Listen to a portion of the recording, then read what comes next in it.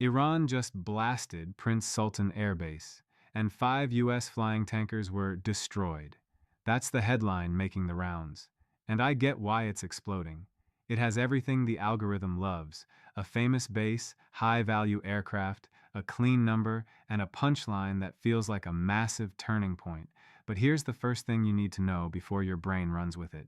The most viral version of a military story is usually the least precise version. So in this video, I'm going to do 3 things for you. I'm going to tell you what credible reporting actually says happened, what tankers destroyed is likely getting wrong or exaggerating, and what this kind of strike really means in a war where the battlefield is as much about logistics as it is about explosions. And I'll give you the mini payoff right now so you're not waiting for the point. If the story is real, the most important part isn't the drama, it's the message. Iran is trying to hit the US where the air war breathes. Because in modern air campaigns, tankers aren't support, they're oxygen. Now, let's separate fact from framing. The most credible reporting I've seen on this specific claim says 5 U.S. Air Force refueling aircraft at Prince Sultan Air Base in Saudi Arabia were struck and damaged in an Iranian missile strike, according to U.S. officials. Damaged, not completely destroyed, and undergoing repairs. The Wall Street Journal. That alone is serious, but it is not the same thing as 5 tankers destroyed. Destroyed means gone, burned out, total loss, no quick return, and a major visible operational shock.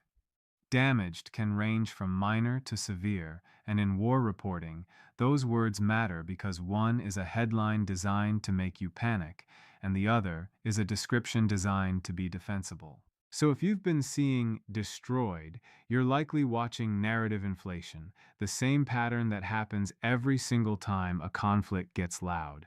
Now here's where this gets interesting. Why would tankers be the focus at all? Because people misunderstand what those aircraft do. When you picture air power, you picture fighters and bombers, but the reality is, most long-range air operations are limited by one thing: fuel. A tanker extends range, time on station, and mission flexibility. Without tankers, aircraft have to fly shorter missions, return sooner, carry trade-offs in payload, or rely on alternative bases and routes. In other words, if you're trying to slow down or complicate U.S. air operations, you don't only target the sharp end, you target the bloodstream. And that's why even damage to 5 refueling planes is a meaningful signal. It's Iran saying, you can't treat your logistics nodes as untouchable. Now I want to address the base itself, because the name Prince Sultan is doing work in people's minds. Prince Sultan Air Base is a major hub for U.S. operations in the region. It's not just an airfield, it's a logistics node, it's a planning node, it's a persistence node. So when a strike hits that base, the story is bigger than the objects hit on the ramp.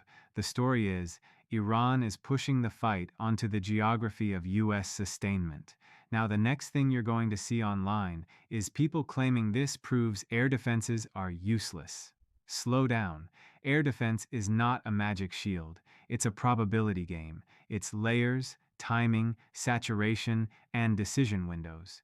Even strong defenses can leak, especially if attacks come in waves from multiple directions, using different flight profiles, or during moments of intense tempo. So a strike that gets through doesn't automatically mean defenses failed completely. It means the environment is dense enough that perfect interception is hard, and hard is what modern conflict lives on. Now, let's talk about the biggest manipulation built into this headline: the number 5. Numbers make stories feel certain. 5 tankers destroyed sounds like a clean scoreboard, but the credible reporting is hit and damaged, not destroyed, and U.S. Central Command declined to comment in at least one report chain, which is common in active conflicts, but also means the public picture is incomplete. Anadolu Agency. So here's the framework that makes this easy to handle without getting played. Whenever you see X base hit, Y assets destroyed, ask 3 questions. First, who is confirming it?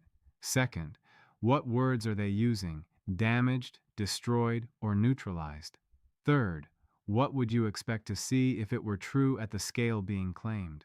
Because if 5 huge refueling aircraft were truly destroyed on the ground, you'd expect a cascade of signals, consistent reporting across multiple major outlets, official acknowledgement or carefully worded denial, visible imagery, and noticeable operational adjustments. Instead, what we have from top tier reporting is a narrower claim: damaged, being repaired. The Wall Street Journal. Now, does damaged mean not a big deal? No. This is where people swing from one extreme to the other. It's either apocalypse or nothing. Both are lazy. The adult interpretation is damaging refueling aircraft is strategically meaningful even if none were destroyed, because it forces three things immediately. It forces dispersal. It forces repair capacity to become a limiting factor. And it forces commanders to rethink how exposed high-value support aircraft are in a missile environment. And that leads us to the deeper layer of this story, why this matters beyond today's headline. Air wars run on a few fragile categories of assets: tankers, airborne early warning, command and control, precision munitions stocks, runways and ramp space, maintenance crews, fuel. If you can pressure any one of those categories, you can create friction that doesn't look dramatic on a viral clip, but absolutely matters in the weekly tempo of operations. So if Iran can land strikes that damage tankers, even occasionally, it creates a tax on U.S. air power. And war is often won by taxes, not by moments. Now let's talk about accidents versus intention, because this is where people misunderstand escalation. If Iran is striking a base hosting U.S. aircraft in Saudi Arabia, that's not a random accident.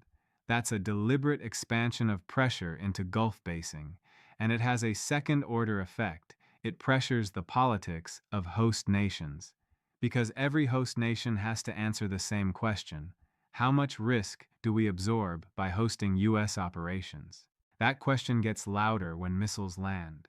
So beyond the tactical damage, there's strategic messaging aimed at regional partners. The cost of hosting is rising. Now, I want to introduce the one concept that explains why this kind of strike is becoming more common in modern conflict. The concept is saturation. When conflict becomes saturated, more missiles, more drones, more decoys, more electronic noise, every system gets strained. Defenses get strained, runways get strained, maintenance gets strained, information gets strained, and humans get strained. That strain is how you get miscalculation. It's how you get accidents. It's how you get friendly fire. It's how you get something that was contained suddenly spilling outward. So if you're asking, is this the beginning of something bigger? Don't just look at the headline, look at the pattern. Is this a one-off incident? Or is it part of a sustained campaign to pressure regional basing? Because sustained campaigns change behavior. Now, here are 3 signals that tell you whether this story is a contained strike or the start of a new phase. Signal 1: repeat hits on the same category of asset. One strike can be a message. Repeated strikes on tankers is a strategy. Signal 2: dispersal and relocation behavior. If the U.S. starts moving high-value support aircraft away from exposed ramps, spreading them across more airfields, or changing basing patterns, that's an admission, quiet, operational, but real, that the threat is shaping posture. There has already been reporting and commentary in the defense media ecosystem about tanker dispersal considerations and the vulnerability of logistics nodes in this conflict environment, and the public conversation is clearly moving in that direction. The Aviationist. Signal 3: escalation in the geography of targets. If strikes begin to involve more Gulf states territory, more bases, more infrastructure around basing, that's when the conflict footprint grows. Now, I'm going to give you 3 realistic paths this story can take from here, and I want you to hold all 3 at once, because that's how you stay sane when breaking news tries to hijack you. Path 1: the story shrinks, meaning the damage is real but limited, repairs restore capability, and the event becomes a data point rather than a turning point. In this path, the headline was louder than the impact. Path 2: the story becomes a logistics campaign, Meaning, Iran keeps pressuring bases and support assets, forcing dispersal, slowing mission tempo, raising costs, and stretching maintenance and runway repair cycles. In this path, you don't get one big cinematic moment. You get grinding friction. This is the most strategically mature path because it forces the US to spend time and resources defending the bloodstream of the air war.